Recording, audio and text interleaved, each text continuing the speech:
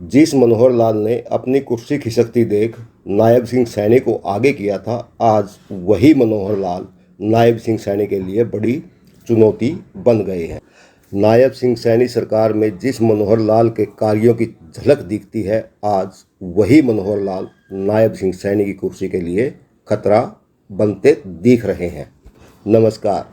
नायब सिंह सैनी के दूसरे कार्यकाल में कर्मचारी व दूसरे संगठनों पर कमजोर पड़ती सरकार की पकड़ से प्रदेश के लोगों को फिर से कड़क प्रशासक मनोहर लाल की याद आने लगी है। मनोहर लाल खट्टर ने अपने कार्यकाल में जिन संगठनों पर डंडा चलाकर उन पर नकेल कसी थी, दोबारा से सक्रिय हुए उन्हीं संगठनों के सामने नायब सिंह सैनी नतमस्तक नजर आ रहे हैं। यही कारण है कि खुद के नेतृत्व में चुनाव लड़कर भाजपा को दोबारा बहुमत दिलाने वाले नायब सिंह सैनी की लचर कार्य प्रणाली से अब न केवल जनता बल्कि भाजपा कार्यकर्ता भी ऊबने लगे हैं और प्रदेश में सुशासन स्थापित करने वाले मनोहर लाल को याद करने लगे हैं। यह अलग बात है कि अपने सख्त निर्णयों व बोलचाल के लहजे और अफसरशाही पर आंख मूंदकर विश्वास करने वाले मनोहर लाल करीब 10 साल तक प्रदेश की सत्ता के शिखर पर रहने के बावजूद कभी भी एक जननेता के रूप में खुद को स्थापित नहीं कर पाई। यही कारण है कि सुशासन के मामले में हमेशा टॉप रहने वाले मनोहर लाल के खिलाफ बढ़ती एंटी इनकम्बेंसी को देखते हुए भाजपा को 2024 के लोकसभा चुनाव से ठीक पहले अचानक उनके सिर से ताज छीनकर नायब सिंह सैनी के सिर पर रखने का निर्णय लेना पड़ा। 12 मार्च 2024 को हरियाणा में हुए सत्ता परिवर्तन में ताजपोशी के लिए पार्टी के सीनियर नेताओं की बजाय नायब सिंह सैनी को चुनने में मनोहर लाल की बड़ी भूमिका मानी जाती है तथा नायब सिंह सैनी सरकार के अब तक के कार्यकाल में प्रत्यक्ष या अप्रत्यक्ष रूप से मनोहर लाल के फैसलों की ही झलक दिखाई देती है। अपने विनम्र स्वभाव वह मिलनसार व्यक्तित्व के चलते नायब सिंह सैनी ने मुख्यमंत्री के रूप में जनता के बीच मनोहर लाल से अलग छवि बनाने का प्रयास किया है। अब उनकी यही विनम्रता ही कमजोरी बनती जा रही है, जिसकी झलक जून माह में स्कॉलरशिप मामले को लेकर हिसार के चौधरी चरण सिंह हरियाणा कृषि विश्वविद्यालय में छात्र संगठनों के आंदोलन और जून माह में ही फतेहाबाद डिपो के चालक के साथ मारपीट के बाद प्रदेश के कई जिलों में रोडवेज चक्का जाम से इसकी झलक देखने को मिली। एचयू में आंदोलन के दौरान छात्रों की मनमानी से करीब एक पखवाड़े से अधिक समय तक एशिया के सबसे प्रतिष्ठित एचयू न केवल बंधक बनी रही बल्कि अपने इतिहास में सबसे अधिक विरोधाभास के दौर से भी गुजरी। पिछले करीब 4 माह से अलग अलग कर्मचारी संगठन समय समय पर प्रदेश सरकार को आंखें दिखाते रहे हैं और सरकार विशेषकर मुख्यमंत्री नायब सिंह सैनी ऐसे मामलों में चुप्पी साधे रहे हैं, जो अब कड़क मनोहर लाल का राज देख चुकी शांतिपूर्ण व सुशासन की चाह रखने वाली प्रदेश की जनता को भी चुभने लगी है। 2014 में मुख्यमंत्री भूपेंद्र सिंह हुड्डा को सत्ता से बेदखल कर भाजपा की सरकार बनी और भाजपा ने गैर जाट मनोहर लाल खट्टर को प्रदेश का मुख्यमंत्री बनाया। इस पूरे मामले को समझने के लिए हम आपको फ्लैशबैक में लेके चलते हैं। 2014 में जब भाजपा मुख्यमंत्री भूपेंद्र सिंह हुड्डा की सत्ता को उखाड़कर प्रदेश की सत्ता में आई, तो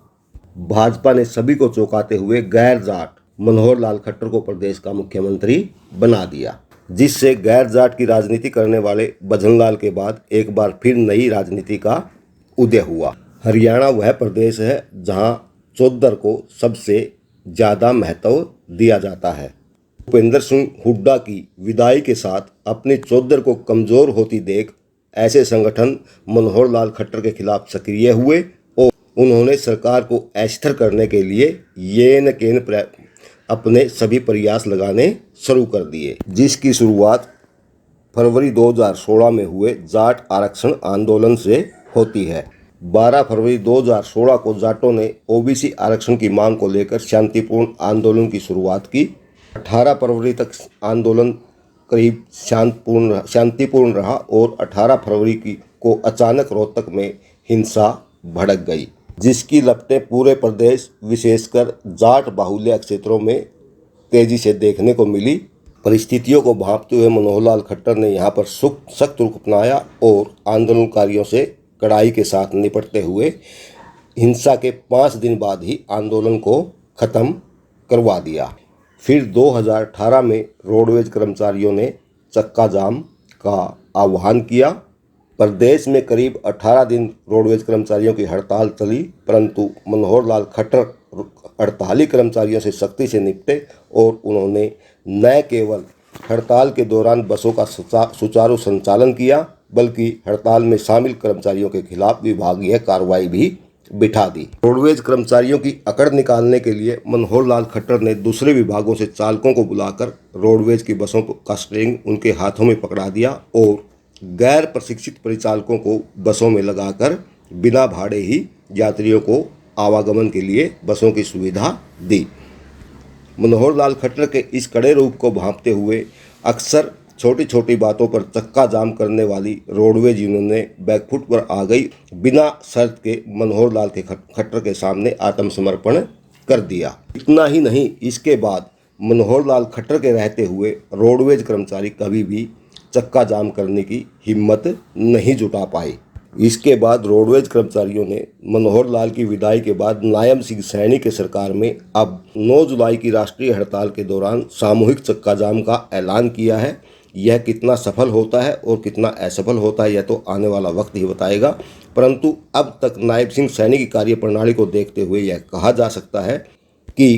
कर्मचारी फिलहाल नायब सिंह सैनी सरकार के ऊपर पूरी तरह हावी दिख रहे हैं। फतेहाबाद डिपो में रोडवेज चालक के साथ मारपीट के बाद चक्का जाम और एचयू में छात्रों के आंदोलन से दूसरे कर्मचारी संगठनों को भी हौसला मिला है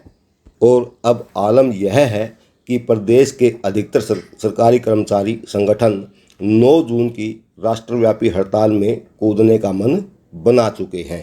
मनोहर लाल की सरकार को अस्थिर करने के लिए विरोधी दलों और जाट गैर जाट की राजनीति करने वाले संगठनों ने प्रत्यक्ष और अप्रत्यक्ष रूप से पहले 2019 में दिल्ली सीमा और 2023 में पंजाब में हरियाणा की सीमा पर चले किसान आंदोलन में पर्दे के पीछे से अपनी पूरी ताकत झोंक दी थी,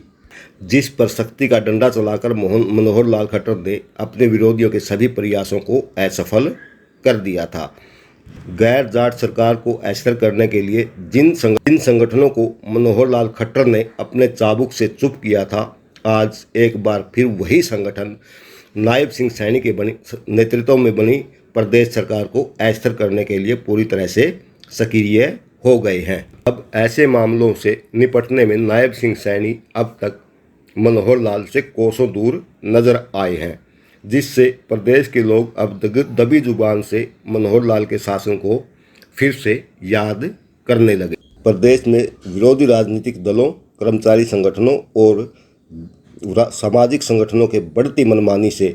मनमानी ने प्रदेश में एक बार फिर नायब सिंह सैनी और मनोहर लाल सरकार की कार्यप्रणाली पर चर्चा का मौका जरूर दे दिया है। राजनीतिक दल और जाट गैर जाट की राजनीति करने वाले सामाजिक संगठन मनोहर लाल और नायब सिंह सैनी सरकार के बारे में आप क्या सोचते हैं? आप अपनी राय हमें कमेंट्स बॉक्स में दे सकते हैं। मनोहर लाल खट्टर और नायब सिंह सैनी सरकार की तुलनात्मक अध्ययन जानने के लिए हमारे चैनल के साथ जुड़े रहिए। अगला एपिसोड जल्द ही।